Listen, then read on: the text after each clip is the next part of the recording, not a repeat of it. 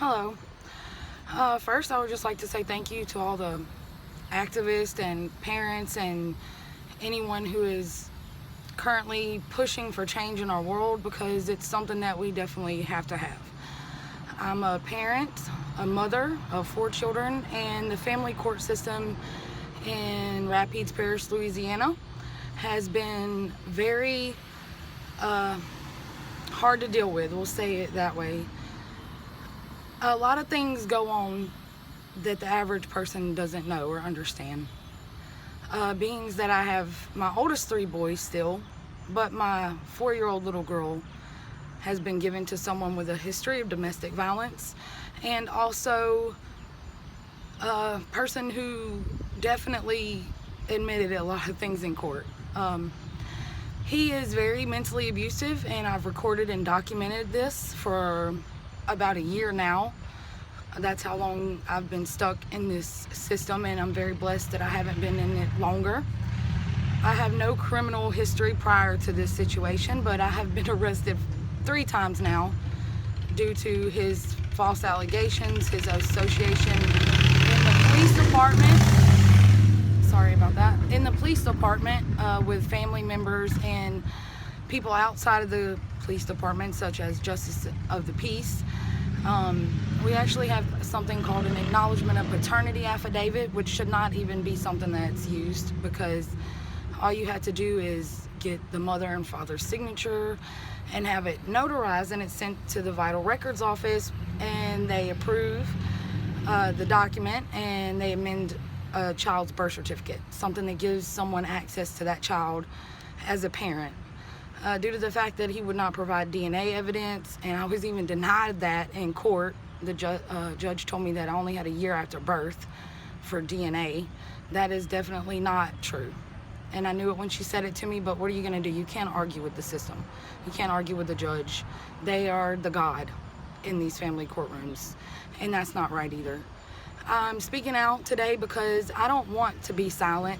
I don't want other people to suffer this. I don't want children to have to go through life without a parent. Me and my daughter have a very close bond, and this is not something that's okay. She has 3 brothers that she's being isolated from, as well as me and her grandmother and other family members. I know that lots of parents feel this pain, and lots of children feel this pain, and I'm tired of it.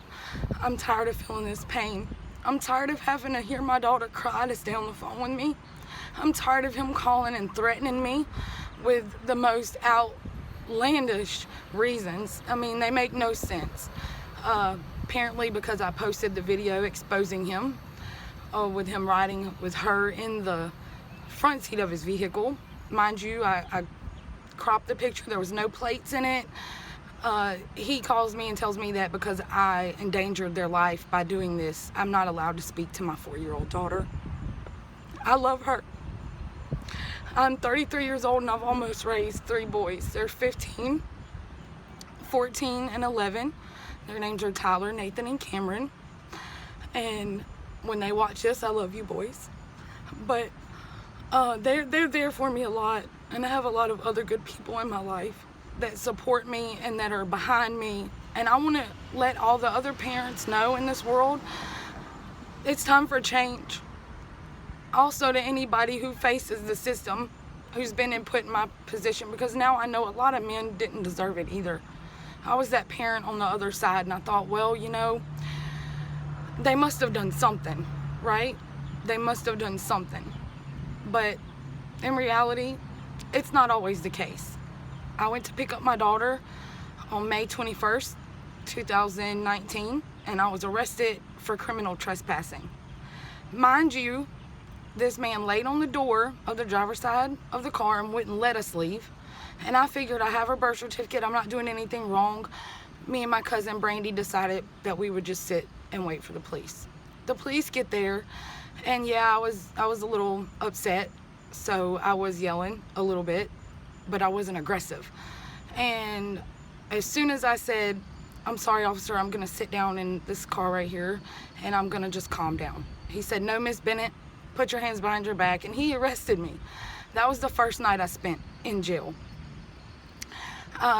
Later on, I found out if I left state, that because he hadn't had any custody order drawn up, that I would, have a fighting chance. Because like I said, he has family in the law enforcement division. And that wasn't the case either. I had police show up at my door in Lawton, Oklahoma. I had gotten into a 4-bedroom home. It was a nice home. It was in a nice neighborhood. It wasn't like being stuck here in Louisiana at all. And I thought change was gonna be around the corner for me and my kids. But I had the police come to my door July 5th, the day after Independence Day, go figure. And they arrested me for child endangerment, okay?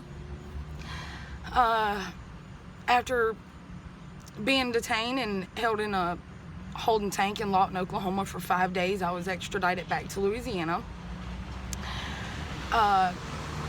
So after court, I put my foot down to him, not in a threatening way, just I'm not gonna quit trying. I'm not gonna lay down and take this. I will fight you longer in court, or whatever way right that I have to bring change for my situation, because my daughter doesn't deserve at 4 to be mentally abused and isolated from the people that she was raised with, from the mother that loves her, from the brothers that love her, from the grandma and grandparent aspect of it. My mom suffers too, because she also has a good bond with me and my sister, and this situation has given me a lot of good things, so I'm thankful. But at the same time, I'm tired.